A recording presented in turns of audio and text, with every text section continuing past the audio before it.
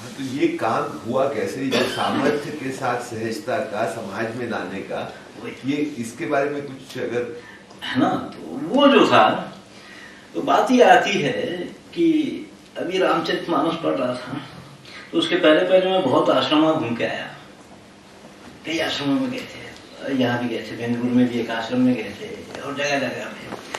तो रामचरितमानस में गरुड़ काकभूषुंडी के पास जाते हैं और जाकर के ये बात बोलते हैं प्रणाम करके कि हे काकभूषुंडी, आपके आश्रम में आते ही मेरा मोह, संदेह और भ्रम ये दूर हो गया। देखा ये आज अगर हम आश्रम में जाते हैं ये तीनों चालू हो जाते हैं। ये तीनों चालू हो जाते हैं। तो जहां मोह पैदा होता है, संदेह पैदा होता है, भ्रम पैदा होता है, ये सारी चीजों का विकल्प आश्रमों में दिखाई देना चाहिए ना। हाँ, वहां जाने के बाद ये लगना चाहिए कि उसके बिना भी हम ऐसे जी सकते हैं। और वो है डिजाइनिंग, कि कैसा डिजाइन होना चाहिए। हाँ, तो कैसा डिजाइन होने से हमारे वातावरण का, परिसर का कैसा डिजाइन होना चाहिए। तो हमारा जो एक बड़ा एक सिद्धांत रहा है, बड़ा अच्छा हमारी सभ्यता का, कि पूर्णमदः पूर्णमिदं पूर्णात् पूर्णमुदच्यते पूर्णस्य पूर्णमादाय पूर्णमेवावशिष्यते, कि वह भी पूर्ण है और यह भी पूर्ण है। पूर्ण में जब पूर्ण मिलता है तो भी पूर्ण है, पूर्ण से जब पूर्ण निकल जाए तो भी पूर्ण है। हर परिस्थिति में परिपूर्ण रहना, एक सिद्धांत है ना बड़ा अच्छा। कि जैसे एक पेड़ पर, एक वृक्ष पर फूल खिलता है तो सुंदर है, और फूल नहीं है तो उसमें कोई कमी है क्या? हम तो कोई कल्पना नहीं कर सकते कि ऐसा फूल होता तो सुंदर लगता है ना। उस पर एक पंछी बैठ जाए बड़ा सुंदर है, पंछी अगर उड़ जाए तो इस वृक्ष में तो कोई कमी होती नहीं है ना।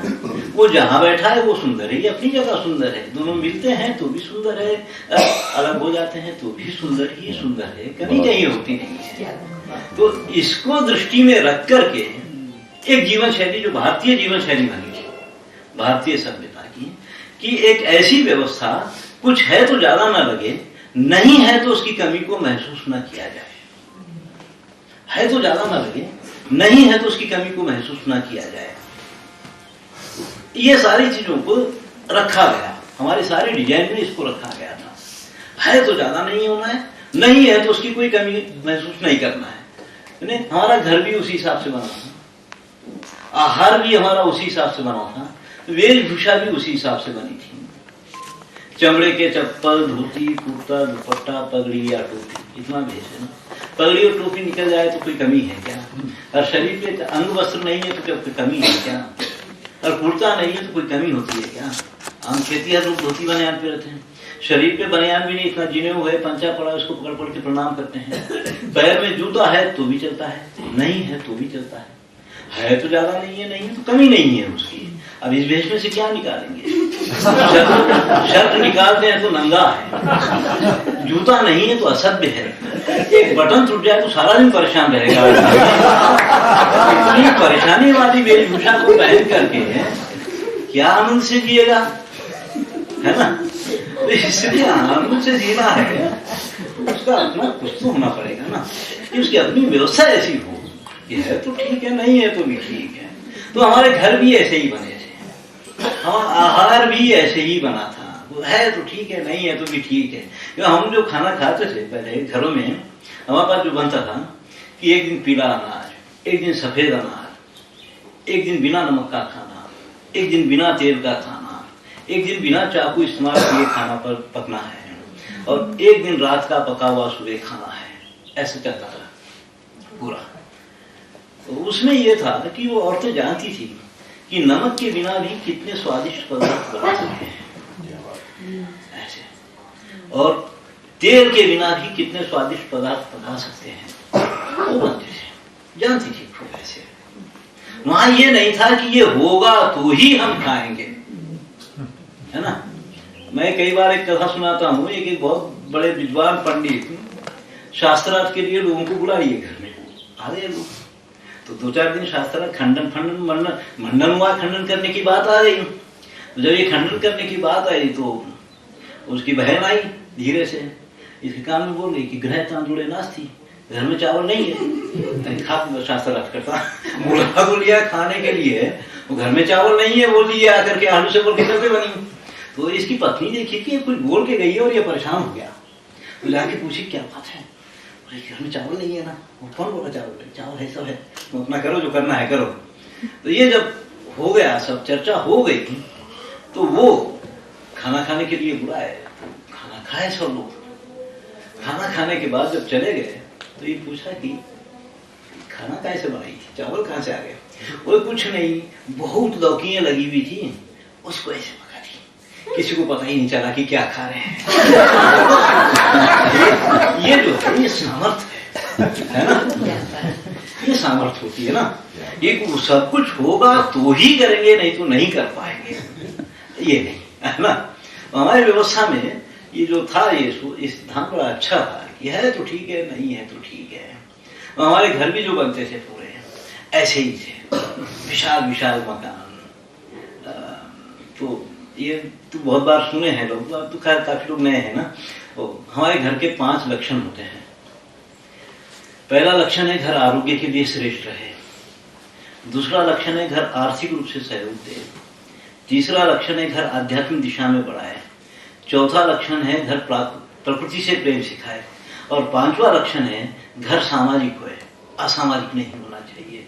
ये 5 लक्षण जिसमें नहीं होते हैं वो घर घर नहीं होता है, ऐसा। तो ये 5 लक्षणों को लेकर के हमारे घर बनते थे। पहला आरोग्य के लिए श्रेष्ठ।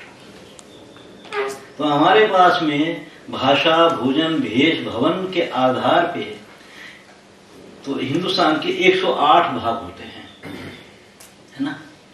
कि हर 50-100 किलोमीटर के बाद में भाषा बदलती है, वेशभूषा बदलती है, भोजन बदलता है और भवन का डिजाइन भी बदल जाता था। तो इतनी विविधता थी हमारे पास में, तो ये सब बदल जाता था। तो उसमें जो भवन का जो डिजाइन था, तो ये बहुत कुछ क्या होता था कि अपने पास में हर नदी के जल का अपना एक गुण होता है ना। हर नदी के जल का अपना एक गुण है। किसी का वात गुण है, किसी का पित्त गुण है, किसी का कफ गुण है, ऐसा। तो उसके किनारों पे रहने वाले लोगों का आहार उस हिसाब से तैयार होता था। वो रहा है, उस हिसाब से बना था पूरा आहार कि कैसी भौगोलिक स्थिति में रह रहे हैं, उनके वहां के जल का क्या गुण है। तो एक एक इलाके की अपनी कुछ खास बीमारियां होती है। तो बीमारियों से बचना है तो कैसे करना है। तो वो इलाकों के जब घर देखते हैं तो बीमारियों से बचने की वो डिजाइन है पूरी, वो घरों की ऐसे, कहीं त्रिशाला, कहीं चतुशाला, कहीं एक शाला, ये सब रहा है ऐसा पूरा। उसमें कोई गहराई से काफी अध्ययन करे तो पता चले। तो पहला तो घर का लक्षण है कि आरोग्य के लिए श्रेष्ठ है। आयुर्वेद के अनुसार पैर गर्म, पेट नरम, सब ठंडा है तो आदमी आरोग्यशाली है। तो उस हिसाब से टेम्परेचर रहना चाहिए। ये जब से सीमेंट के मकान बन गए ये सिद्धांत उल्टा हो गया। सर गर्म होने लगा, ठंडे होने लगा। दूसरा घर है आर्थिक रूप से, आर्थिक रूप से परेशान ना करें। शास्त्रों में एक बात आती है कि घर से निश्चिंत रहो, गृहस्थी से निश्चिंत रहो करके कोई शास्त्र नहीं बोलता है। घर ऐसा होना चाहिए जो हमको निश्चिंत रखे। गृहस्थी तो हमारा धर्म है भी, है ना। तो घर से निश्चित रहो। तो घर ऐसा होना चाहिए जो हमको परेशान न करे। तो हमारे जो घर थे विशाल विशाल मकान थे। इतने विशाल मकान रहने के बाद भी सोए तो वो लोग भी, खाना वो लोग भी खाए, अतिथि सत्कार वो लोग भी किए, मगर घर में जगह रोकने वाली कोई चीज नहीं थी। कोई चीज जगह रोकने वाली नहीं थी। पीटे पाट लगते थे, भोजन उठा के कोने में रटाते थे। चटाई शतरंजी बिछती, स्वागत सत्कार होता, लपेट के बगल में डालते थे।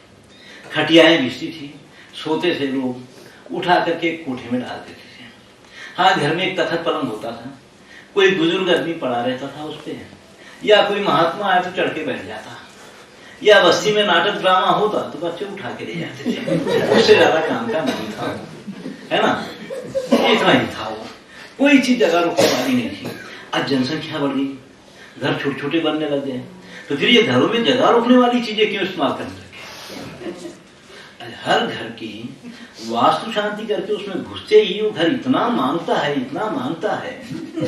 कि अपने घर को म्यूजियम बनाते बनाते उम्र निकल जाता है।